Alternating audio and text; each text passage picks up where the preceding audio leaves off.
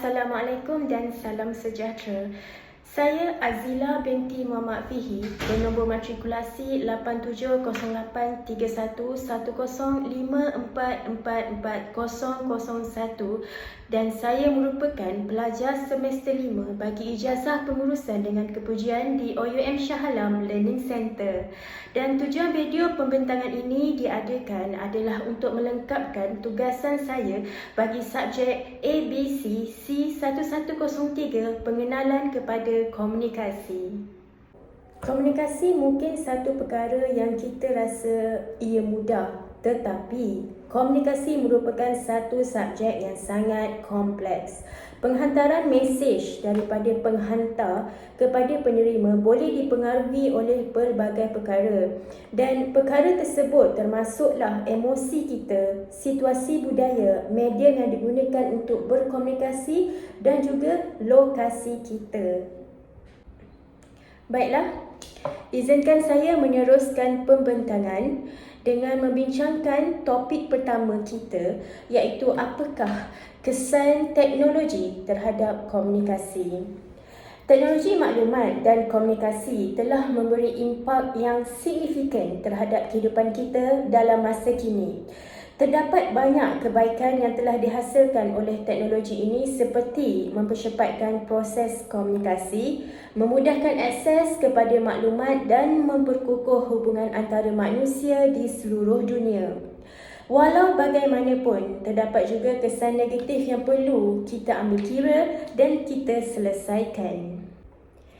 Kesan positif dan negatif teknologi maklumat dan komunikasi masa kini adalah topik yang sangat relevan dan penting untuk dibincangkan. Di satu pihak, teknologi maklumat dan komunikasi telah membawa banyak kemudahan dan perubahan dalam kehidupan manusia. Dalam kehidupan seharian, kita dapat berkomunikasi dengan orang yang berada jauh daripada kita dengan mudah dan pantas melalui pelbagai aplikasi komunikasi seperti WhatsApp, Skype dan Zoom.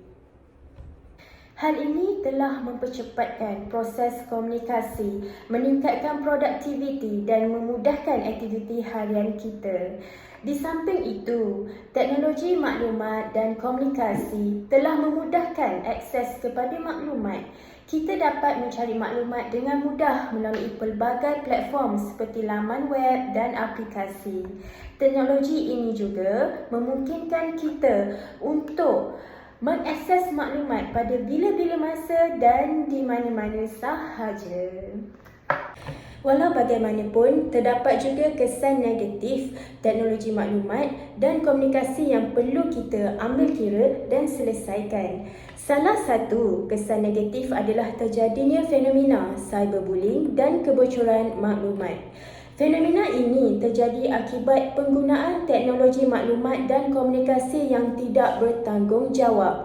Cyberbullying boleh menyebabkan kesan psikologi dan emosi buruk pada mangsa, manakala kebocoran maklumat boleh menjejaskan privasi seseorang. Selain itu, penggunaan teknologi maklumat dan komunikasi yang berlebihan boleh menyebabkan kesihatan mental terjejas. Terlalu bergantung pada teknologi boleh menyebabkan individu merasa malas untuk bergerak dan melakukan aktiviti fizikal. Selain itu, penggunaan media sosial juga boleh menyebabkan masalah kesihatan mental seperti rasa cemas, depresi dan kurangnya keyakinan diri. Secara kesimpulannya, teknologi maklumat dan komunikasi mempunyai kesan positif dan negatif yang perlu kita ambil kira. Kita perlu menggunakan teknologi ini secara bertanggungjawab dan bijak. Sebagai pengguna, kita perlu memilih penggunaan teknologi yang sesuai dengan keperluan kita dan berupaya mengawal penggunaan teknologi agar tidak berlebihan. Komunikasi bukan lisan memainkan peranan penting dalam interaksi interpersonal kerana ia melengkapkan dan meningkatkan makna komunikasi lisan. Ia melibatkan penghantaran maklumat, emosi dan niat melalui mimik muka, bahasa badan, gerak mata, postur, sentuhan mata, nada suara, sentuhan dan isyarat bukan linguistik yang lain. Berikut adalah beberapa aspek utama peranan komunikasi bukan lisan dalam interaksi interpersonal. Yang pertama adalah menyatakan emosi.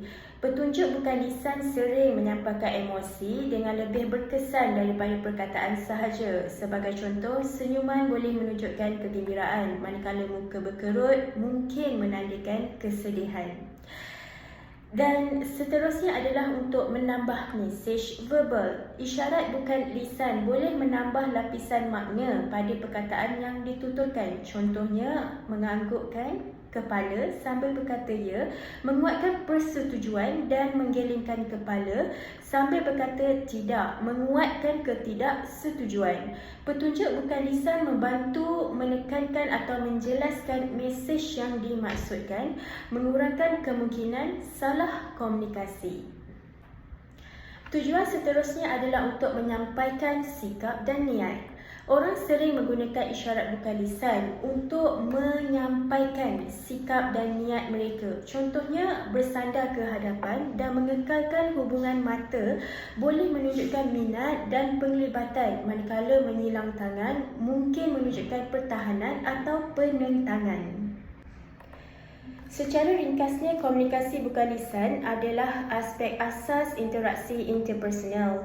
Ia melengkapkan dan memperkaya komunikasi lisan, membolehkan ekspresi emosi, membina hubungan dan menyediakan petunjuk kontekstual yang penting untuk memahami mesej dengan tepat. Berhati-hati terhadap komunikasi lisan dan bukan lisan adalah penting untuk perhubungan interpersonal yang berkesan dan berjaya. Baiklah, perbincangan seterusnya dan yang terakhir adalah halangan dan cabaran yang dihadapi semasa berkomunikasi merentas budaya. Berkomunikasi merentas budaya boleh menjadi pengalaman yang menggembirakan, tetapi ia juga disertakan dengan halangan dan cabaran yang saksama. Cabaran ini timbul kerana perbezaan bahasa, adat, resam, nilai dan norma sosial antara budaya. Dan antara beberapa halangan dan cabaran tersebut adalah halangan bahasa. Perbezaan dalam bahasa boleh menyebabkan salah faham dan salah tafsir. Walaupun kedua-dua pihak bercakap bahasa yang sama, variasi dalam tindakan dan perbendaharaan kata boleh menyebabkan kekeliruan. Halangan yang seterusnya adalah norma dan nilai budaya. Setiap budaya mempunyai set norma dan nilainya yang sendiri. Dan apa yang boleh diterima dalam satu budaya mungkin dianggap tidak sesuai atau biadab dalam budaya lain. Memahami dan menghormati perbezaan ini adalah penting untuk komunikasi silang budaya yang berkesan. Mengatasi halangan dan cabaran ini memerlukan pemikiran yang terbuka, rasa ingin tahu dan kesediaan untuk mempelajari dan menghargai budaya lain. Dan adalah penting untuk mendekati komunikasi silang budaya dengan kepekaan, rasa hormat dan minat yang tulen dalam memahami perspektif orang lain. Membangunkan kesedaran budaya dan kemahiran komunikasi boleh membantu merapatkan jurang dan mewujudkan interaksi silang budaya yang bermakna dan berkesan.